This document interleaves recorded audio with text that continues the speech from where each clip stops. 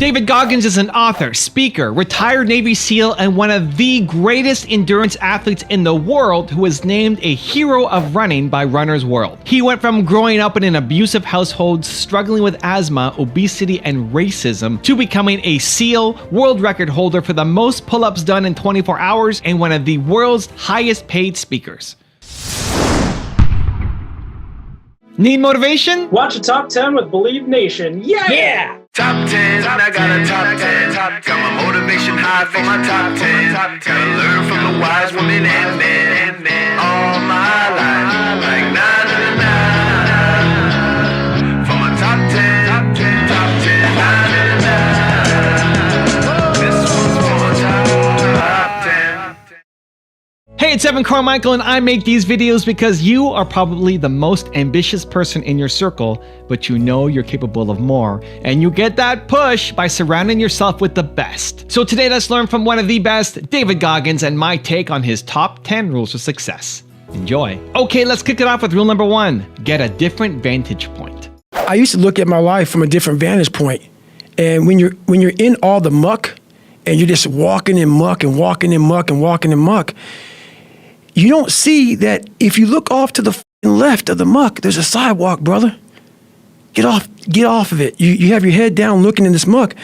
Once I saw the sidewalk, got the sidewalk, I got a little break, and I got a different vantage point. And then from the sidewalk, I found a cliff. Then I found a mountain. I got way up high on top of my life and looked back down on it and said, okay, I got to figure this out, man. I'm not going anywhere. I'm starting to lie. So when you have a messed up foundation, I started lying about everything. I wanted people to like me. I wanted to be accepted in some society of life, some social society. And I was like, man, this isn't the right way. I messed up here, I messed up here, I messed up everywhere. And so I realized the worst thing that happened to me is I lost myself. I never had myself. I never found myself. I had no self-esteem. So I knew through working out and through learning, because it took a lot for me to learn also, I started finding self-esteem. Once I found that, that's when doors started opening up. I stopped caring about people, that what they thought, being judged. Wow, if I say this, if I started right now, are you gonna make fun of me? I stopped caring about that. And that's when my life started really changing for me, slowly but surely. Rule number 2, don't be mediocre. Do you ever have a day where you just think, I can't be asked to do anything. I'm not going for a run, I'm not stretching, I'm doing nothing. Every day. Yeah, so you have the thought, but you don't have the day. Every day. Do you ever let yourself have a day where Never. you just watch Netflix? Never, because Some guess good what? shit on Netflix. I'm haunted. No, I can't do it. I can't do it. There may be some days I get up with poopy pants, and I'm like, you know what, man? F this, man. Like, what am I training for? Yeah. I have no race on the docket. Why am I having this such a structured life? Why? And I'm like, you know what? I'm good. I'm done. I retire every day. Yeah. I'm done with this shit. And I sit around and I say, okay. And then this is my thought process. So you want to be normal. So you just want to be like everybody else that roams the world, not knowing the power that's in them, being fine with being mediocre. You want to go back to who you were, huh, David? And I'm like, F that, man. And you have that conversation with yourself every day? Not every day, it's those bad days. Yeah. It's those bad days. I see a whole bunch of people walking around out here who have no idea how talented they truly are. Now I'm talking about talent, like some God-given ability. Talent that sometimes you have to hone, and you have to work on, and you have to harness yourself.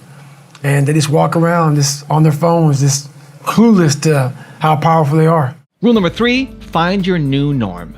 I'm constantly trying to find my new 100%.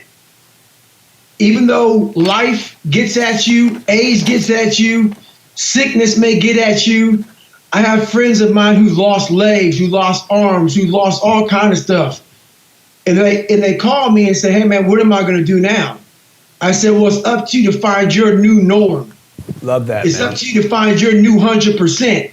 No, you cannot do some of the things you used to do. But what can you do today? What can you do now with what you have? And you must find your new norm. So I was in Navy SEAL training for 18 months. Navy SEAL training is only a 6-month program. I was in it for 18 months. People said, how did you do it? I changed my mindset to where Navy SEAL, I was a permanent Navy SEAL student. That's how I looked at myself. That was my new norm. My new norm was I got up and I got the shit kicked out of me every day of my life. And that was my new norm.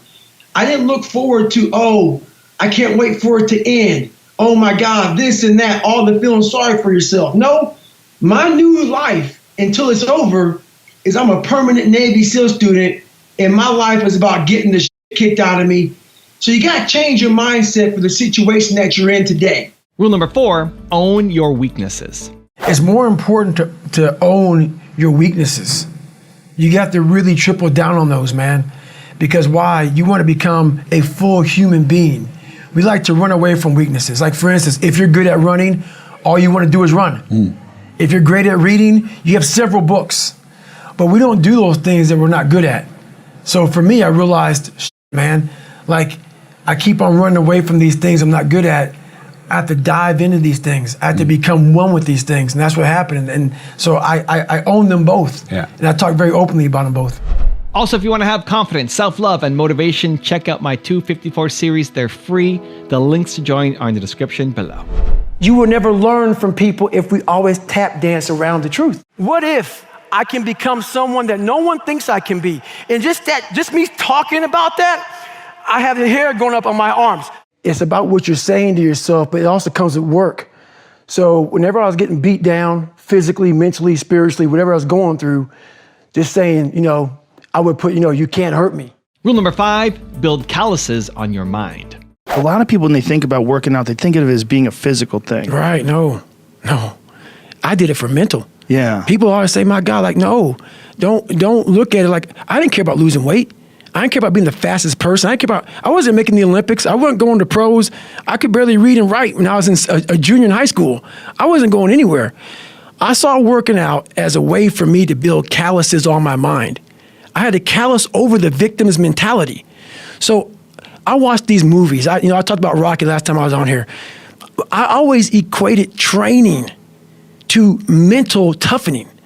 Like, it always looked brutal. People waking up early and doing all these things, and it looked horrible. I was like, wow, man, I got to start doing that. Not to get better, bigger, and stronger, but that is what's going to build me. That looks uncomfortable. That looks brutal. And getting up early, I don't want to do that. So I made this long list of things that I don't want to do. And through that, I found myself. I started, I'm like, you guys aren't doing this shit in high school. You guys aren't getting up at 5 o'clock in the morning, running over here in this golf course. So I started seeing myself very differently than the average human being. I was like, hang on a second. I have something they don't have. And that's when I started to develop these things through working out. It was this great, never-ending work ethic. And through work ethic, I developed self-esteem. Rule number 6, have day 1, week 1 mentality. I'm curious about why 6 months became 18. So basically, I became the only person in Navy SEAL history to be in 3 hell weeks in 1 year. And so, why? Was it you were just slow or? No, I got injured twice, so I went through, my first hell week, and hell week is 130 hours of continuous training. You start on Sunday, end on Friday. The first hell week, I got sick, double pneumonia, stress fractures, got rolled back to day 1. And Navy SEAL training is 6 weeks, and hell week is either 3rd week or 5th week of training, depending upon what class you're in. And then you have another 20-some weeks of training after hell week. So basically, I was in hell week, got injured, got rolled back to day 1, week 1. So started my second class, went through that hell week, graduated that hell week, get ready to start second phase, broke my kneecap. Got rolled back to day 1, week 1 again. Went back to started back day 1, week 1, and went all the way through that class. So it was just bad luck for me, but that bad luck taught me a lot about myself and about the human mind and what we can do. And I talk about in my book a lot about day 1, week 1. Day 1, week 1 is starting from scratch, starting over. I love that, man. And that's the mentality that I live by. Don't be afraid to go back to day 1, week 1. And I always, no matter how much I've accomplished in life, my life is always lived at day 1, week 1, because that's where you grind. You grind at the beginning. And we always start to get very complacent and very comfortable as we start to get to where we're going. We start to relax. We don't wake up early in the morning. We're not prepared. So if you have that day 1, week 1 mentality, it's like going for a job interview. Yeah. Show up for a job interview squared away. And then after you get the job, a couple months later, man, you're like, you know what? I can go a little later. No one's grinding that hard. Right. I don't need to be that squared away every day. You start to get this very soft mentality. And then you become that person. So that's why the day one, week one mentality throughout your whole life, it keeps you grinding hard. Rule number 7, develop discipline. Honestly, it was, I realized at a young age how to change myself was through discipline. And the military didn't teach me that. It was something I realized I had zero discipline, zero self-discipline. And I realized I have to start developing this. And I started really because I was horrible at reading and I was horrible at writing. I have so many learning disabilities, it's not even funny. So I just sit down at the table and spend so much time in this, reading and writing and learning.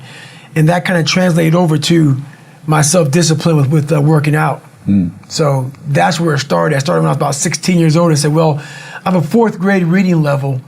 Let me go ahead now and start really focusing because I'm not going to get in the military because I got to pass the test. Yeah. So that's where it started for me. Rule number 8, don't make excuses. What's your excuse? Is it too cold where you live? Is it too hot where you live? Does it rain too much? Now it's time for some real talk. Maybe you're the only black person applying for a job.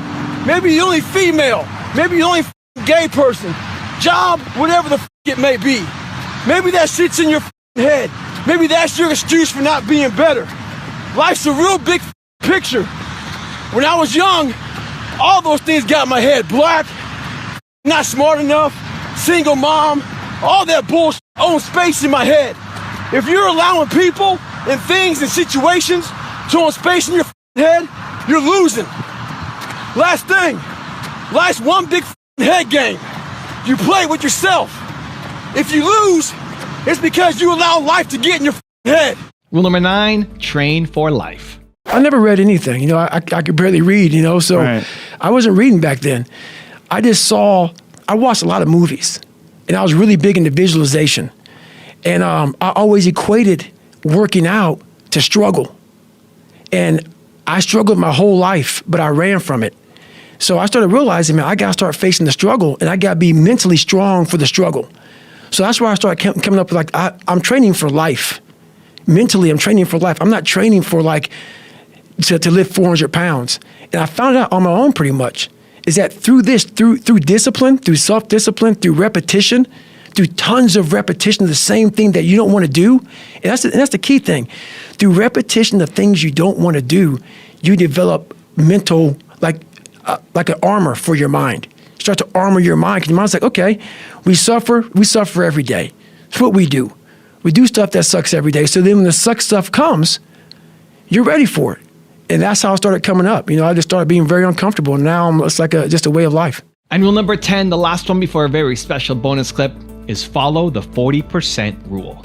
So basically, the 40% rule is something I designed years ago. And I started realizing how little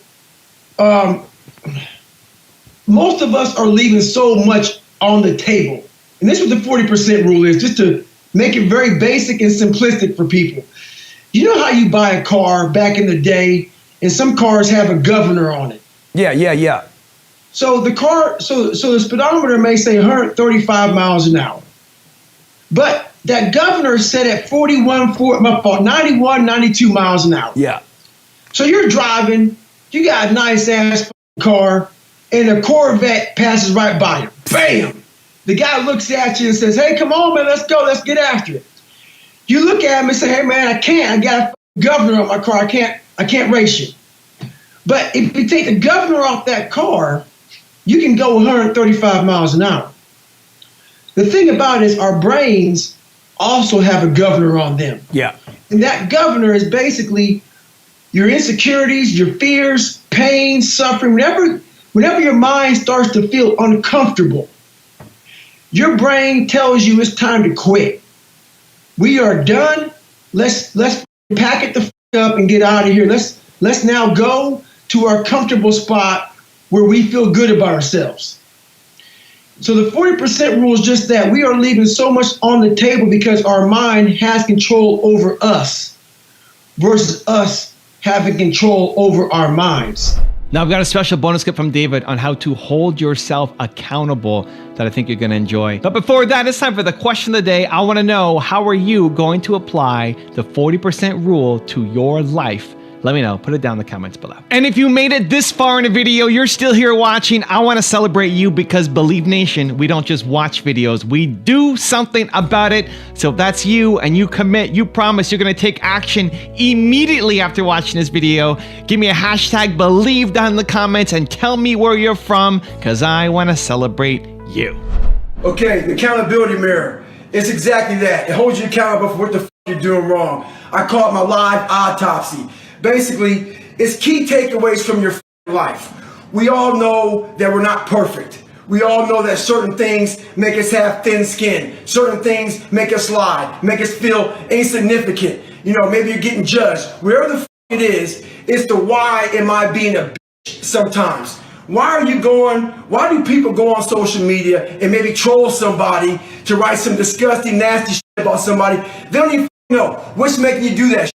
What's making you lie? What's making you cheat? What's making you steal? For me, I did a whole bunch of up shit. So this mirror held me accountable, but it was myself. I had to hold myself accountable for the why am I being a bitch in certain situations. Why, when certain people say certain things, do I feel a certain way? Figure out yourself, get yourself hard, stay hard.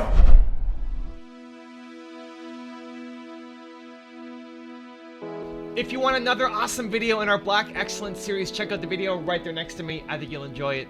Continue to believe, and I'll see you there.